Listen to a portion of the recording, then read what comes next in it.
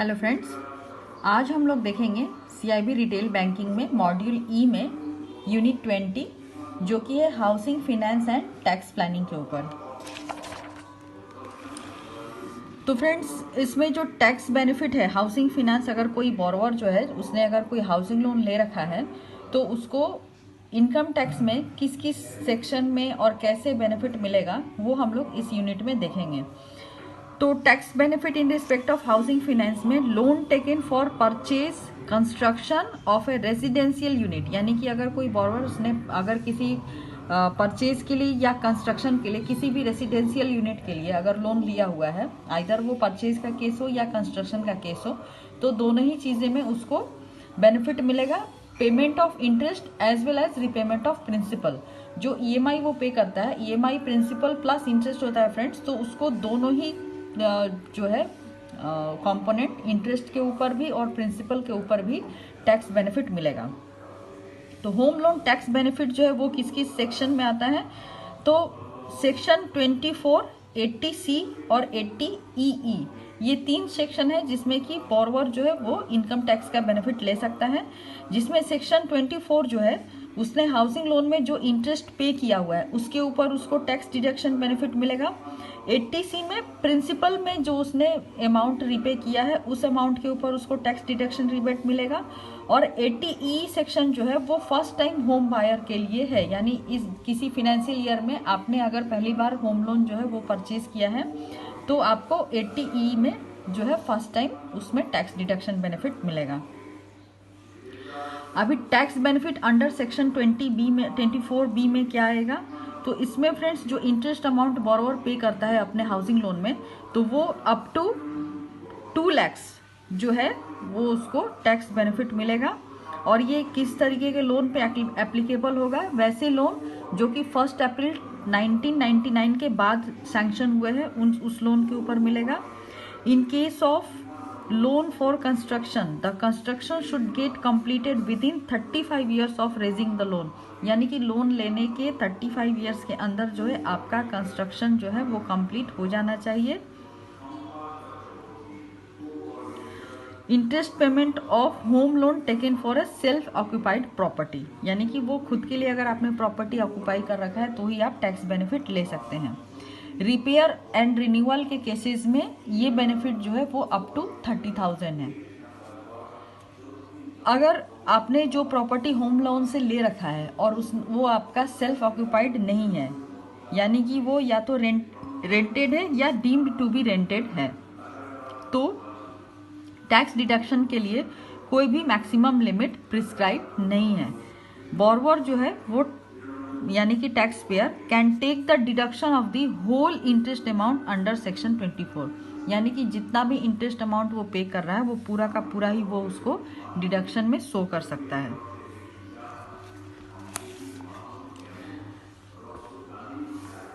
Tax deduction जो है वो 2 लाख से 30,000 रिड्यूस कर दिया जाएगा अगर जिस प्रॉपर्टी पर कंस्ट्रक्शन के लिए बोरोवर ने लोन ले रखा है और वो विद इन 5 ईयर्स जो है वो कंस्ट्रक्शन कंप्लीट नहीं करता है from the end of financial in which the loan was taken.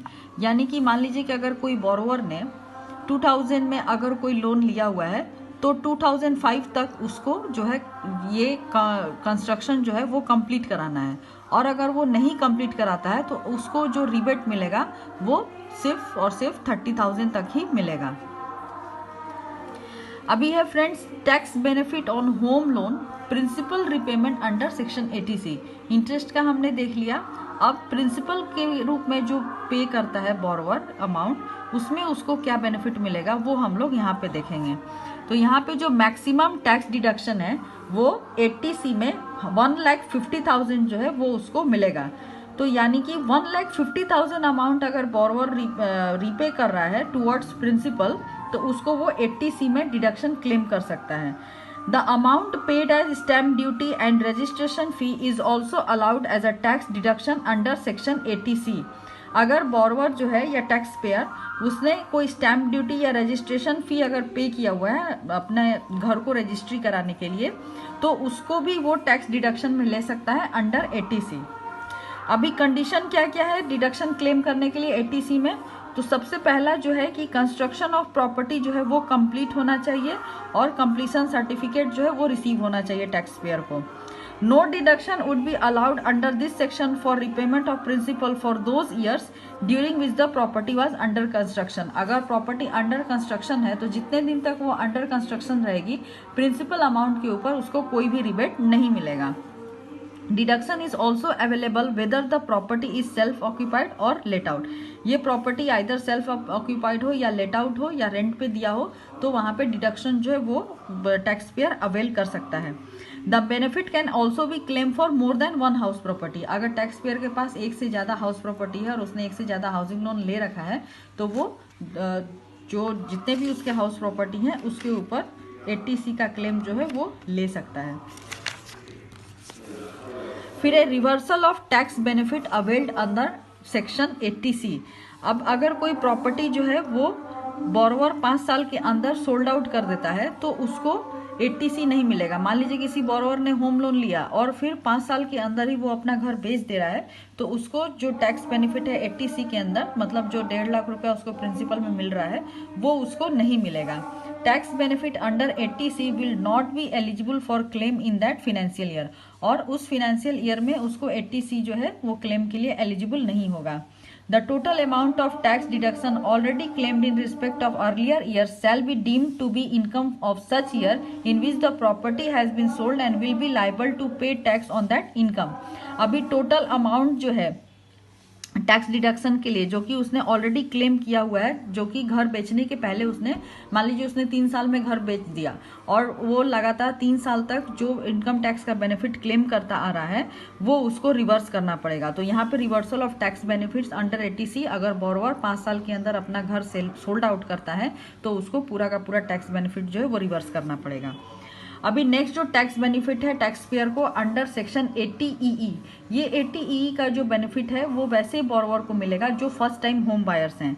तो फ्रेंड्स ये जो है आपको 50,000 इंटरेस्ट के ऊपर मिलता है जो इंटरेस्ट पे कर रहा है borrower, in addition to 2 lakh जो उसको मिल रहा है 24B में और 1.5 लाख जो मिल रहा है 80C में। इन दोनों के अलावा वो प्लस 50,000 जो है वो ले सकता है। अब ये 80EE के लिए कौन से टैक्स पेयर जो है वो एलिजिबल है, तो वैसे होम लोन जिन्होंने लिया है बिटवीन 1 अप्रैल ये 2016 से 31 मार्च 2017 के बीच का होगा फ्रेंड्स। तो ऐसे होम लोन बोरोवर जिन्होंने होम लोन 1 अप्रैल से 31 मार्च के बीच में लिया हुआ है तो वो इसको क्लेम कर सकते हैं।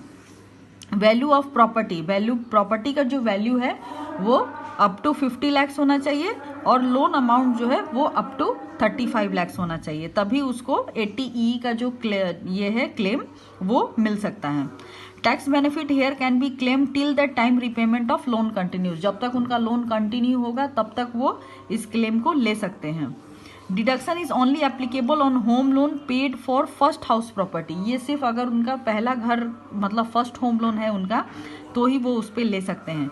The property is question can be either self occupied और नॉन सेल्फ ऑक्यूपाइड। अगर वो सेल्फ ऑक्यूपाइड है या रेंटेड है तो भी वो उसको क्लेम कर सकता है।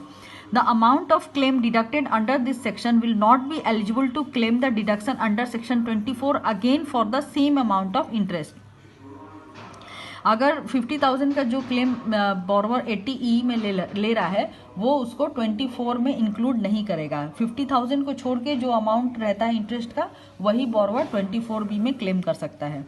As on the date of sanction of loan no other house is owned by you. और जब उसने वो लोन अवेल किया हुआ है तो वो उसका फर्स्ट होम लोन ही होना चाहिए। अगर उसने सेकंड होम लोन लिया है तो उसको ये बेनिफिट नहीं मिलेगा।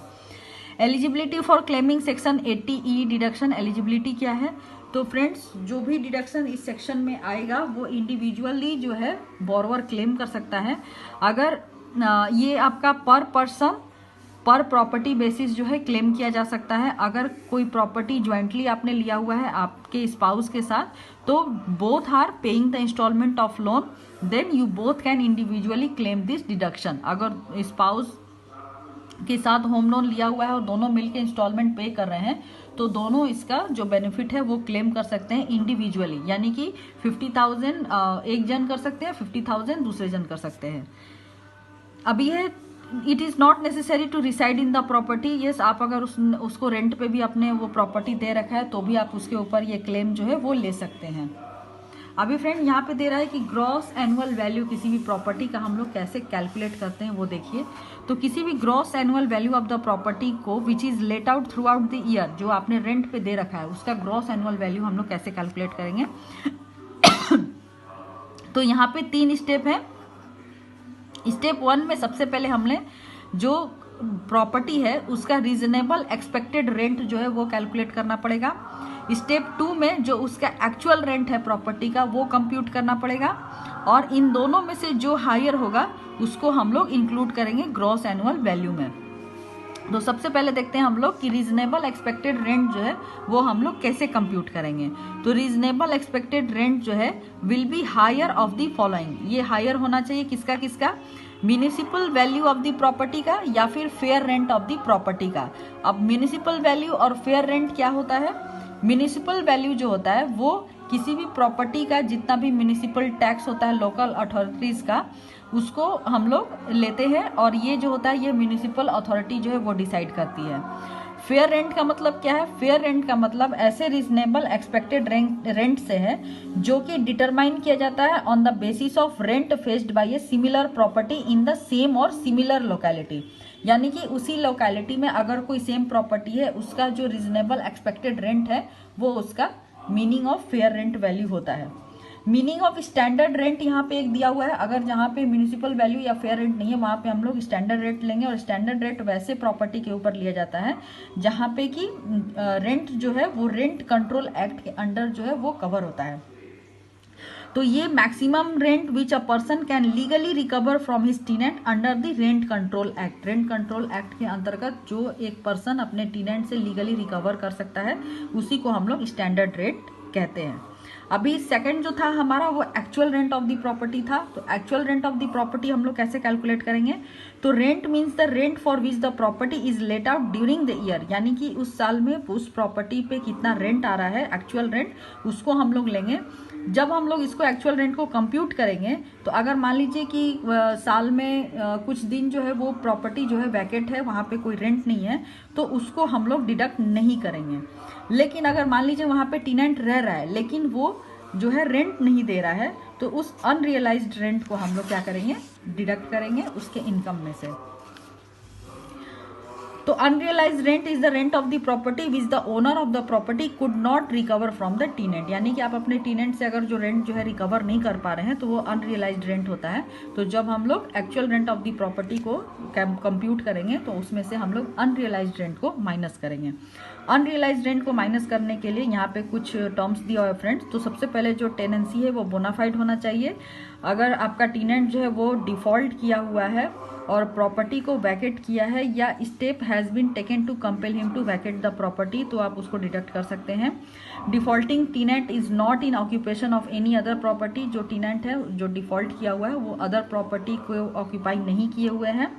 And the taxpayer has taken all steps to recover such amount including legal proceedings, or he satisfies the assessing officer that legal proceedings would be useless। यानी कि टैक्सपेयर ने सारे जो है वो लीगल स्टेप्स उसके अगेंस्ट में ले रखा है, लेकिन फिर भी उसको जो है अमाउंट ऑफ द रेंट वो रिकवर नहीं हो रहा है, तो वो उसका अनरियलाइज्ड रेंट में काउंट होगा। 80E में अगर कोई कमर्शियल प्रॉपर्टी भी बोरोवर ने ले रखा है तो उसके ऊपर जो इंटरेस्ट होगा वो इंटरेस्ट वो 80E में बेनिफिट ले सकता है। हालांकि उसको प्रिंसिपल रिपेमेंट जो 80C में वो बेनिफिट लेता है वो उसको कमर्शियल प्रॉपर्टी के ऊपर नहीं मिलेगा। अगर कोई पिनल इंटरेस्ट चार्ज हो रहा है बोरोवर को तो पिनल इंटरेस्ट जो है वो आपका इसमें 80E में इंक्लूड नहीं होगा। अभी यूज ऑफ बेनिफिट और to reduce tax liability. Tax liability को रिड्यूस करने का क्या बेनिफिट है वो इस टेबल में दिया गया है फ्रेंड्स।